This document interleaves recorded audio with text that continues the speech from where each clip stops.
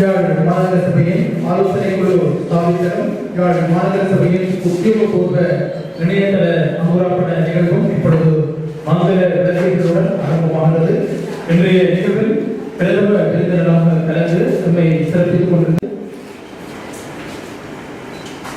குறிப்பிட்ட காலத்துக்கு தொழிற்பாடற்ற நிலையில் இருந்தது. அதை நாங்கள் மீள புதுப்பொலிவோடு இன்று அங்குரார்ப்பணம் செய்து வைக்கிறோம். அந்த இணையதளத்திலேயும் விசேடமான அம்சங்கள் இணைக்கப்பட்டிருக்கின்றன. குறிப்பாக சொல்லப்போனால் இந்த மக்கள் தங்களுடைய பங்களிப்பை உள்ளூராட்சி சபையினுடைய அபிவிருத்தி நடவடிக்கைகளையும் சேவைகளையும் வழங்குகின்ற சில இயல்புகள் அதில் சேர்க்கப்பட்டிருக்கின்றன. அந்த அந்த விடயத்தை அந்த மக்கள் தொடர்பாடக்கூடிய மக்கள் தங்கள் கருத்துக்களை முன்வைக்கக்கூடிய முறைப்பாடுகளை முன்வைக்கக்கூடிய அந்த ஏற்பாடு நிச்சயமாக ஆலோசனை சபைகளுக்கும் ஆலோசனை குழுவுக்கும் அது பெரிதும் உதவி அளிப்பதாக இருக்கும் என்று சொன்னால் அதன் மூலமும் நிறைய விடயங்களை அவர்கள் அறிந்து கொள்ளக்கூடியதாக இருக்கும். அத்தகைய இயல்புகளை கொண்ட அந்த இணையதளத்தையும் இன்று எங்களுடைய கௌரவ முதலமைச்சர் அவர்கள் அங்குரார்ப்பணம் செய்து வைக்கிறார் என்று கூறிக்கொண்டு நிச்சயமாக இந்த ஆலோசனை குழுவினுடைய அங்குரார்ப்பண நிகழ்வில் ஆலோசனை குழு உறுப்பினர்களுடைய அறிமுகம் நடைபெறும். அந்த அறிமுகத்தில் அவர்கள் தங்களுடைய பெயர், தாங்கள் எங்கு கடமையாற்றியிருக்கிறார்கள், தங்களுடைய அனுபவம் என்ன மற்றும் இந்த ஆலோசனை குழுவில் அவர்களை விரும்பி இணைக்க வைத்திருக்கின்ற காரணம் என்ன என்பது சம்பந்தமான அறிமுகத்தோடு அவர்கள் இந்த எங்களுடைய ஆலோசனை குழு அங்குரார்ப்பணம் செய்து வைக்கப்படும் என்று கேட்டுக்கொண்டு மீண்டும் ஒரு தரம்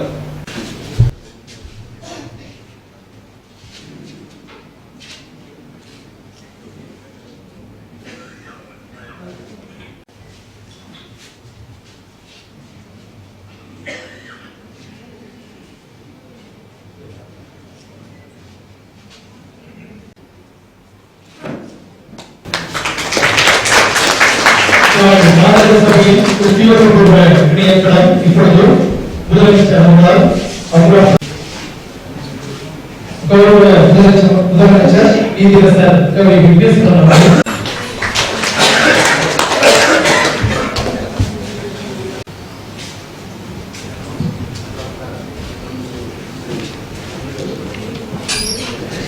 யாழ் மாநகர சபை ஆணையாளர் அவர்களே மற்றும் ஆலோசனை குழு அங்கத்தவர்களே, அதிகாரிகளே, தொழில்நுட்ப வல்லுநர்களே, தரவு பதிவு உத்தியோகத்தர்களே, மாநகர சபை உத்தியோகத்தர்களே மற்றும் ஊடக சகோதர சகோதரிகளே, இன்று யாழ் மாநகர சபையின் ஆலோசனை குழு மற்றும் இணையதள அங்குரார்ப்பண நிகழ்வுகளை ஆரம்பித்து வைத்து உங்கள் முன் உரையாற்றுவதில் மகிழ்வடைகின்றேன்.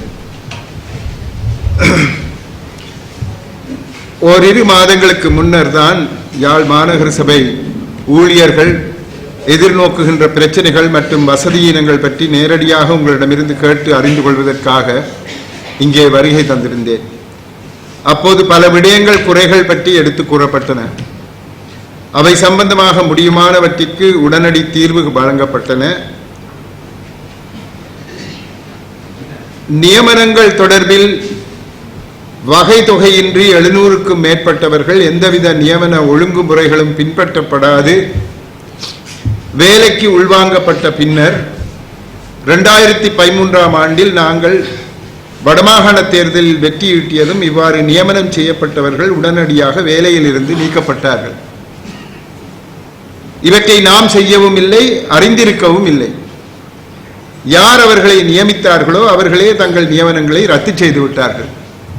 எனினும் நாம் இவை பற்றி எந்தவித காழ்ப்புணர்வோ அல்லது மாற்று கருத்தோ இன்றி கடமையாற்றிய அனைத்து ஊழியர்களையும் ஏதோ ஒரு விதத்தில் மீண்டும் கடமைகளில் இணைத்துக் கொள்வதற்கான முயற்சிகளில் ஈடுபட்டு வருகின்றோம்.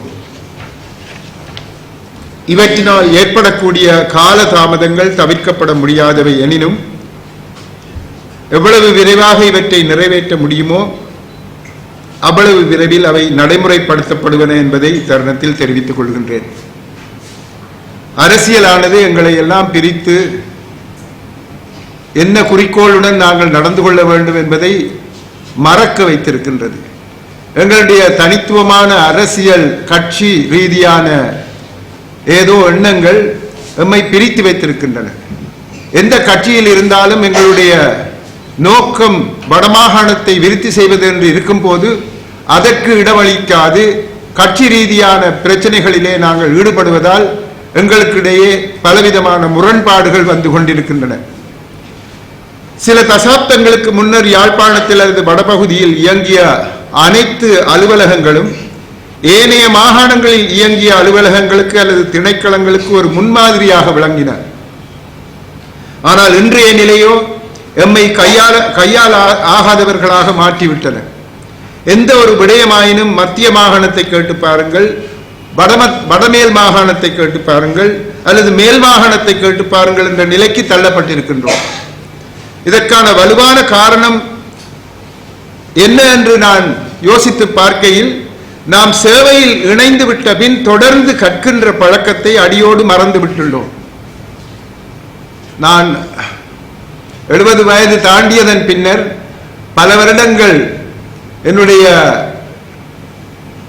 நீதிபதி என்ற அந்த பதவியில் இருந்து ஓய்வு பெற்ற பின்னர் இப்பொழுது நிதமும் ஒவ்வொரு நாளும் படித்துக் கொண்டேதான் இருக்கின்றேன், கல்வி கற்றுக்கொண்டேதான் இருக்கின்றேன். எந்த ஒரு தொழிலுக்கு போகும்போது அதனோடு சம்பந்தப்பட்ட விடயங்களை நாங்கள் கற்றுக்கொண்டே இருக்க வேண்டும். You have to be a student always. தொடர்ந்து கற்கின்ற பழக்கத்தை நாங்கள் அடையோடு மறந்து விட்டுள்ளோம். எமது முயற்சிகள் முழுவதும் பொருள் ஈட்டலிலும் குடும்பத்தை மேல்நிலைப்படுத்துவதிலும் மட்டுமே கழிந்து போகின்றன. சுய மேம்பாட்டில் நாட்டம் கொள்வதில்லை. இதனாலேயே இன்று பலர் என்ன சேவையில் இணைந்தார்களோ அதே சேவையில் இளைப்பாறும் வரை ஏனோ தானோ என்று இருந்துவிட்டு ஓய்வு பெறுகின்றார்கள். இந்த நிலைகளில் இருந்து மாற்றம் பெறுவது அவசியமாகின்றது. எம்மவர்கள் முன்பு இருந்த நிலைக்கு உயர்வு பெற வேண்டும். அதற்கு நீங்கள் அனைவரும் பாடுபட வேண்டும். நாம் ஒவ்வொருவரும் இந்த வடமாகாணத்தை கட்டி எழுப்புவதில் ஏதோ ஒரு பங்கை வகிக்கின்றோம் என்ற எண்ணம் எம்மிடையே மேலோங்க வேண்டும். எந்த ஒரு சிறிய வேலையாக இருந்தாலும் நாங்கள் அந்த சைக்கிளிலே ஒரு கம்பி மாதிரி ஏதோ ஒரு விதத்திலே அதனை ஓடச் செய்வதற்கு உறுதுணையாக இருப்பதை மறந்துவிடக்கூடாது. நாம் நினைத்தால் செய்ய முடியாதது ஒன்றுமில்லை. யாழ் மாநகர சபையின் நிர்வாக அலகுகளில் காணப்படுகின்ற அல்லது ஏற்படக்கூடிய குறைபாடுகளை இனம் காண்பதற்கும் அவற்றை சீர் செய்வதற்குமான ஆலோசனைகளை வழங்குவதற்கென ஒரு ஆலோசனை குழு ஸ்தாபிக்கப்பட்டிருப்பது வரவேற்புக்கு உரியது. இந்த ஆலோசனை குழுவில் அங்கம் வகிக்கும் அனைத்து உறுப்பினர்களும் துறை சார்ந்த விற்பனர்களாக காணப்படுகின்றார்கள். சற்று நேரத்துக்கு முன்னர் அவர்கள் தங்களை அடையாளப்படுத்தும் போது தங்களை பற்றி குறிப்பிட்டிருந்தார்கள். பொறியியல், நிர்வாகம், திட்டமிடல், காணி பங்கீடு, கல்வி, மருத்துவம், கட்டடம், நீதி, நீர்ப்பாசனம் என பல்துறைசார் விற்பனர்களும் இதில் அங்கத்துவம் வகிப்பது போற்றப்பட வேண்டியது. இந்த 11 அங்கத்தவர்களின் தெரிவுகளும் முறையாக விண்ணப்பங்கள் கோரப்பட்டு கிடைக்கப்பெற்ற 42 விண்ணப்பதாரிகளை நேர்முக பரீட்சை மூலம் தேர்ந்தெடுத்ததினால் நடைபெற்றன. உள்ளூராட்சி ஆணையாளரால் மேற்படி நேர்முக பரீட்சை நடாத்தப்பட்டு தகுதியானவர்களும் மாநகர சபையின் ஒழுங்குமுறைகளை பேணுவதற்கு உகந்தவர்களுமாக 11 பேர் தெரிவு செய்யப்பட்டிருக்கின்றார்கள். சற்று முன்னர் எங்களுடைய ராஜா துரைசிங்கத்தினுடைய அண்ணன் என்று நினைக்கின்றேன், அவர் குறிப்பிட்டார், ஏன் எங்களை ஒரு நேர்முக பரீட்சைக்கு அழைத்து எங்களை செய்ய வேண்டும், எங்களுக்கு ஏதாவது ஒரு வேலையை சொல்லி இருந்தால் செய்ய முடியுமே என்று. அப்படி அல்ல, ஒவ்வொருவருமே தங்களுடைய அந்த தொழில் சம்பந்தமான நிபுணத்துவம் பெற்றவர்கள் என்பது தெரியும். ஆனால் எங்களுக்கு இவர்களோடு இணைந்து வேலை செய்யக்கூடிய சிலரை நாங்கள் ஏற்றுக்கொண்டாலும் மற்றவர்கள் எங்களுக்கு முரணானவர்கள் என்ற அடையாளம் அல்ல. அவர்களையும் கொண்டு எங்களுடைய வேலையை செய்ய முடியும் என்பதை பற்றி உங்களுக்கு ஆணையாளர் சற்று முன்னர் குறிப்பிட்டார். அதாவது இந்த வெப்சைட் வரும்போது அதற்கு ஊடாக அவர்கள் தங்களுடைய கரிசனைகளை, கருத்துக்களை அல்லது சில விடயங்கள் சம்பந்தமாக தாங்கள் சொல்ல வேண்டியவற்றை எல்லாம் அவர்கள் எங்களுக்கு தெரியப்படுத்தலாம். எங்களுக்குள்ளே இதிலே பெரிய முரண்பாடு எதுவும் இல்லை. இவர்கள் இங்கு இருக்கின்றார்கள், அவர்கள் வீட்டில் இருக்கின்றார்கள், அவர்களுடைய உதவியும் எங்களுக்கு தேவை. ஆகவே நாங்கள் அவர்களை புறக்கணிக்கவில்லை என்பதை குறிப்பிட்டு வைக்கின்றேன். எனவே இந்த குழு சிறப்பானதொரு சேவையை யாழ் மாநகர சபைக்கு தொடர்ந்து வழங்க வேண்டும் என இச்சந்தர்ப்பத்தில் தெரிவித்து, இக்குழுவின் சிறப்பான முன்மொழிவுகளுக்கு யாழ் மாநகர சபை தமது முழு ஒத்துழைப்பையும் வழங்க வேண்டும் என்றும் கேட்டுக்கொள்கின்றேன். மாநகர சபையின் பல வேலை திட்டங்கள் இன்று தடங்கியுள்ள நிலையில் இக்குழு தமது ஒத்துழைப்பை வழங்கி அவசரமானதும் அவசியமானதுமான கழிவகற்றல், மீள் சுழற்சி ஆகிய விடயங்களில் உடனடி கவனம் செலுத்துவார்கள் என்று எண்ணுகின்றேன். இதிலே அரசியல் கலக்காதவர்களை எடுத்துக்கொண்டதற்கு காரணம் உங்கள் எல்லோருக்கும் தெரியும். அரசியல் கலந்துவிட்டால் அங்கு வேலை நடக்காது, வெறும் பேச்சுத்தான் நடக்கும். ஆகவே இவர்கள் எல்லாம் தங்களுக்கு அரசியல் ரீதியான எந்த விதமான எண்ணங்களும் இல்லை. நாங்கள் வேலை செய்வதற்கென்றே வந்திருக்கின்றோம், நாங்கள் சேவை செய்வதற்கென்றே வந்திருக்கின்றோம், எங்களுக்கு உங்களிடம் இருந்து எந்த விதமான பணத்தையும் நாங்கள் எதிர்பார்க்கவில்லை என்று கூறிக்கொண்டு அவர்கள் வந்திருக்கின்றார்கள். அவர்களை நாங்கள் போற்றுகின்றோம். அடுத்ததாக இன்று மாநகர சபையில் இணையதள அங்குரார்ப்பணம் என்ற விடயமும் நடந்தேறியுள்ளது. விரைவாக மாறி வருகின்ற இந்த இலத்திரனியல் உலகத்தில் நாமும் அதனுடன் ஒத்து ஓட வேண்டியவர்களாக மாறுவது காலத்தின் கட்டாயம். இது சம்பந்தமாக நான் எதுவுமே யோசிக்காது இருக்கின்ற போது பல நாடுகளுக்கு நான் உச்ச நீதிமன்றத்தில் நீதியரசராக இருந்தபோது கருத்தரங்கங்களுக்கு சென்றிருந்தேன். அங்கு சென்ற போது உங்களுடைய இமெயில் அட்ரஸ் என்ன என்றார்கள். முதலிலே இந்த இமெயில் அட்ரஸ் என்றால் என்னவென்றே எனக்கு தெரியவில்லை. அதன் பின்னர் தான் இந்த இமெயில் அட்ரஸ் பற்றியும் கம்ப்யூட்டர் பற்றியும் அறிந்து, அது ஒரு 20-25 வருஷத்துக்கு முதல் அறிந்து அதன் பின்னர் ஏதோ ஒரு கொஞ்சம் தெரிந்து வைத்துக் கொண்டிருக்கின்றேன். ஆகவே இப்போது இருக்கும் நிலையிலே காலத்தின் கட்டாயமாக இவற்றை பற்றியெல்லாம் அறிய வேண்டிய ஒரு கட்டாயம் எங்களுக்கு வந்திருக்கின்றது.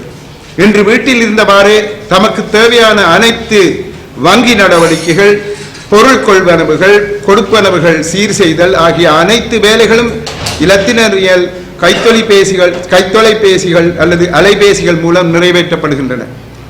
இக்காலகட்டத்தில் நாம் இன்னமும் மேசை நிறைந்த கோப்புகளையும், இப்பொழுது கூட நான் கூட அப்படித்தான் வைத்துக் கொண்டிருக்கின்றேன், மேசை நிறைந்த கோப்புகளையும் ஆவணங்களையும் குவித்து வைத்துக் கொண்டு சதா காலமும் தேடல்களிலேயே காலத்தை கடத்துகின்றோம். இந்த சொல்லு எனக்கு எப்பொழுதுமே வராது. இலத்திரனியல் உபகரணங்களையும் அவற்றிற்கான மென்பொருட்களையும் பாவிப்பதன் மூலம் வேலைகளை இலகுவாகவும் விரைவாகவும் நிறைவேற்றக்கூடிய ஒரு தன்மையை வளர்த்துக் கொள்ளலாம். இணையதளங்களுமை காட்சி பொருட்கள் ஆக்கியுள்ளன என்று, அதாவது நீங்கள் இருக்கின்றீர்கள் என்பதற்கு இணையதளம் ஒரு அத்தாட்சியாக இருக்கின்ற, நாம் இருக்கின்றோம் என்பதை உறுதிப்படுத்துகின்றன. எம்மை எவ்வாறு தொடர்பு கொள்வது, எங்களுடன் தொடர்புடையவர்கள் யார் யார் என்பதெல்லாம் துல்லியமாக அறிவிக்கப்படுகின்றன. மேலும் மக்களின் குறைகளை நாங்கள் அறிந்து கொள்ளவும் இணையதளம் வழிவகுக்கின்றது. அந்த வகையில் யாழ் மாநகர சபையும் அரச அங்கீகாரம் பெற்ற ஒரு இணையதள வலையமைப்பை முறையாக விண்ணப்பித்து பெற்றுக்கொண்டு அதனை அழகுற வடிவமைத்து தேவையான தகவல்களை வெளியிடவும் முறைப்பாடுகளை இந்த இணையத்தினூடாக பெற்றுக்கொள்ளவும் வழி அமைத்துள்ளது. அதே நேரம் முறைப்பாடுகளை மேற்கொள்ள ஏற்ற வகையில் பல பகுதிகளாக பிரிக்கப்பட்டு பொதுமக்கள் குறைகள், ஒழுங்கு மற்றும் பொதுமக்கள் அபிப்பிராயம் என பகுதிகளாக்கப்பட்டிருப்பதுடன் அவற்றில் உபபிரிவுகளாக அபிப்பிராயம், ஆலோசனை, முன்மொழிவுகள் என்ற பிரிவுகளையும் கொண்டதாக ஆக்கப்பட்டுள்ளது என்று அறிகின்றேன். அத்துடன் பொதுமக்கள் பட்டய பகுதி சிட்டிசன்ஸ் சார்ட்டர் ஒன்றும் இணைக்கப்பட்டுள்ளது. இவை அனைத்திற்கும் மேலாக இந்த இணைய தொடர்புகள் மும்மொழிகளிலும் வழங்கப்படக்கூடியதாக அமைக்கப்பட்டிருப்பது மாநகர சபையின் செயற்பாடுகளுக்கு உகந்ததாக அமையும். இவை அனைத்தும் முன்னேற்றகரமான செயல்பாடுகளாக இருக்கின்ற போதிலும் இவற்றை தொடர்ச்சியாகவும் வினைத்திறனுடனும் பயன்படுத்துவதன் மூலமே இவற்றின் முழுமையான பயனை பெற முடியும். அதற்கு நாம் அனைவரும் ஒன்றாக இணைந்து பாடுபட வேண்டும். அதன் மூலம் யாழ் மாநகர சபை இலங்கையிலேயே ஒரு முன்மாதிரியான மாநகர சபையாக அமைய வேண்டும் என்று வாழ்த்தி வாய்ப்புக்கு நன்றி தெரிவித்து விடைபெறுகின்றேன். நன்றி.